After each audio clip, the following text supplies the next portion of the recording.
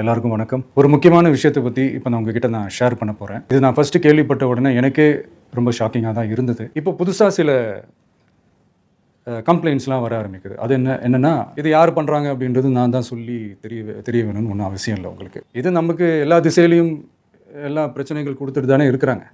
அது டிஃபால்ட்டாக நடந்துட்டு தான் இருக்கும். அது ஒன்றும் பண்ண முடியாது. தாவேகா தலைவர் தளபதி விஜய் அவர்கள் முதற்கட்டமா 60 வேட்பாளர்களை நேர்ல அழைச்சு விருப்பமனு அளிச்சவங்க கிட்ட முதற்கட்ட நேர்காணல முடிச்சிருக்காரு. விஜய் ஏற்கனவே மதுரை மாநாட்டுல பேசினப்ப 234 தொகுதியிலையும் உங்க விஜய் நிக்கிறதா நினைச்சு தாவேகா வேட்பாளர்களை ஜெயிக்க வைங்கன்னு மக்கள் கிட்ட கோரிக்கை வச்சிருந்தாரு. விஜய் தன்னுடன் பல வருஷங்களா பயணிச்ச விஜய் மக்கள் இயக்கம் ஆரம்பிச்சதுல இருந்து உழைச்ச நிர்வாகிகளுக்கு தான் முன்னுரிமை கொடுக்க போறதா சொல்லப்படுது. இந்த சூழ்நிலையில தான் விஜய் முதற்கட்டமா 60 வேட்பாளர்களை நேர்காணல் மூலமா தேர்வு செஞ்சிருக்காரு. அது மட்டும் இல்லாம தேர்வு செய்யப்பட்ட வேட்பாளர்கள் கிட்ட அவர் என்ன சொல்லியிருக்காருன்னா, எல்லாத்தையும் விட்டுட்டு தான் வந்திருக்கேன், இனி அரசியலை தவிர எனக்கு வேற ஒண்ணுமே இல்ல அப்படின்னு சொல்லியிருக்காரு. மேலும் அரசியலுக்கு வந்ததுக்கு அப்புறமா நடக்கிறதெல்லாம் உங்களுக்கே தெரியும், எதுக்கும் துணிஞ்சே வேலை பாருங்கன்னு வேட்பாளர்களுக்கு ஊக்கமும் கொடுத்திருக்காரு. தொடர்ந்து அவர் என்ன சொன்னாருன்னா, உங்களை வேட்பாளரா தேர்வு செஞ்சிருக்கேன், எனக்கு நம்பிக்கையா இருப்பீங்கன்ற நம்பிக்கை எனக்கு இருக்கு. உங்க தொகுதியில வெற்றி பெற வேண்டியது உங்களுடைய கடமை, அதுக்கு முழுமூச்சா நீங்க பணியாற்றணும். மாவட்ட செயலாளர்கள் நீங்க போட்டியிடும் தொகுதி மட்டும் இல்லாம மத்த தொகுதியிலையும் களத்துல கவனிச்சு கொள்ளுங்கன்னு